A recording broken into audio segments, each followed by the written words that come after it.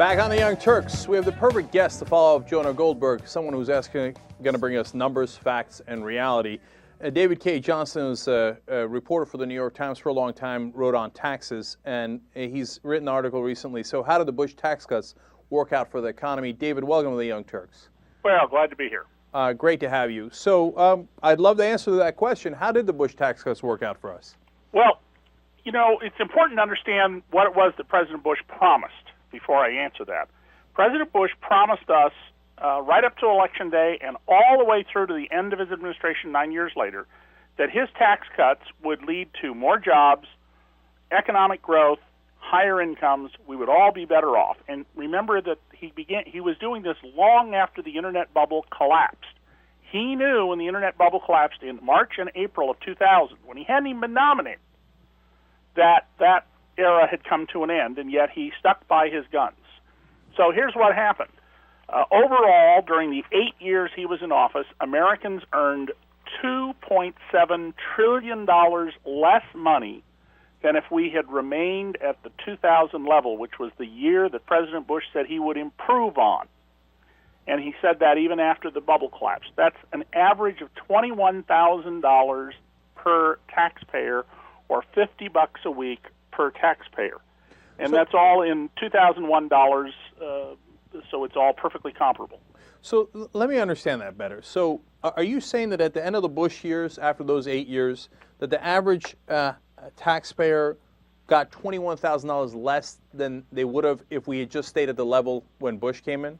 That's exactly right. And he said he was going to make us better off, and he said it after the Internet bubble had collapsed. Because a lot of people, both Democrats and Republicans, think, well, that's not fair. You know, he had to cope with the aftermath of the Internet bubble. He didn't say that, and I very carefully in 2000 checked with the Bush campaign and made sure, are you sure the Internet bubble had come to an end?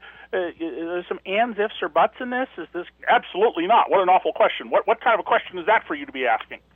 They were absolutely firm about this. Now, so of course that's on a yearly basis about $3,512, and then you put it all together, and it becomes $21,000 by the end of the 8 years for the average taxpayer. But now, some people did not lose money during that time. Some people made a lot of money. How did the upper brackets do during those 8 years? Well, in a different column, this column is at tax.com, I have broken down the data for the first 7 years. But the share of income going to the top 100th of 1% went up. The share going to the top 10th of 1% went up. The share going, by the way, to the top 400 went up. For the top 10%, it went up. So the bottom 90% of Americans had a smaller share of income, and their incomes were down. And in addition, now there was one good benefit that occurred here. The number of people who made between $100,000 and $200,000 did grow. That appears to be because we have a growing number of two-income couples with college degrees. Right. We don't have all the data to determine that, but that appears to be the case. And during the 8 Bush years, only 2 of them were incomes higher than in 2000. Now, to be fair to Bush, I stacked the deck in his favor, and I did an analysis of only the years 2003, when his second round of tax cuts took effect, the ones aimed at stimulating business, and 2007, the peak of the economy. So you stack the deck in the president's favor, and what happens? Incomes were nearly $1 trillion less than if we had stayed at the level of the year 2000. We're talking to David K. Johnston. He's a Pulitzer Prize-winning journalist, and he covers these tax issues. He wrote about this on tax.com. So the main thing, though, that critics will say, David, is, but wait a minute, just because our incomes went down, just because the economy did not do better, doesn't mean that it was because of the tax cuts. Correlation does not equal causation. Absolutely, but I'm not making that argument. I'm making the argument that President Bush made a promise.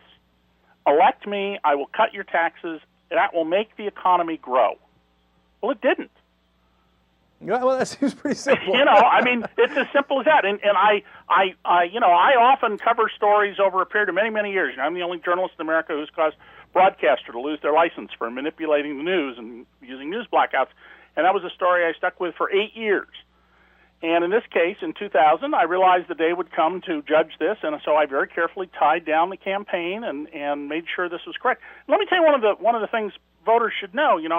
Early in the Bush administration, I called the White House to ask a question about new data that had come out, which, by the way, for the rest of the Bush administration was treated as a state secret, and we didn't see again until Obama was elected.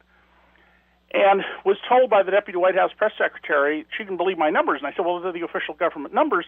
And I finally said, well, tell me something. What do you think is the median income in America? Half of Americans make more than this and half make less. And her reply was, well, and she used to work at Treasury, by the way, about $250,000. No, she didn't guess that. Yes.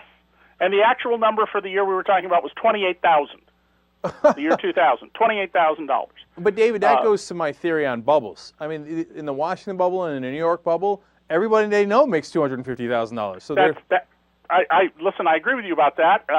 I had an editor at the New York Times one day say to me when I said, you know, imagine the people in New York trying to raise 3 kids on $25,000 a year, and was told nobody does that. And I said, well, come out to Queens with me tomorrow, or the South Bronx, and I'll introduce you to people. And oh, well, those people. Well, do they count? All right, yeah, so do they count? David, I got time for one more question here. We're talking to David K. Johnston. You got to read his article on tax.com. It's fantastic. It's called "So How Did the Bush Tax Cuts Work Out for the Economy?" So what do you think it is? I mean, I know when I track it, I know it's simplistic. Throughout American history, you see tax cuts lead to bubbles, and they lead to crashes. Right. And then tax increases seem to do well for the economy. What do you think is the causation? What's making that happen? This is very, very complicated, but in short, when you have very high tax rates, business owners are encouraged to reinvest in the business and not withdraw the money. When they withdraw the money, they put it into unproductive uses like buying art and jewelry and a second jet so the wife and kids aren't trying to take your jet away from you so they can run around. But when tax rates are very high, people reinvest in the business over and over instead of withdrawing. And the same thing applies with very large public companies. You cannot justify paying an executive $100 million a year if the government's tax rate is going to be 70 or 90%, as we had during periods of great economic growth. But when you're down at the rates we're at now, and the games that are played to defer your taxes 30 years into the future and then only pay 15%, you can justify that. All right. David K. Johnston, brilliant. Thank you so much for joining us. Take care. All right, Young Turks. Another joint, turn the radio loud.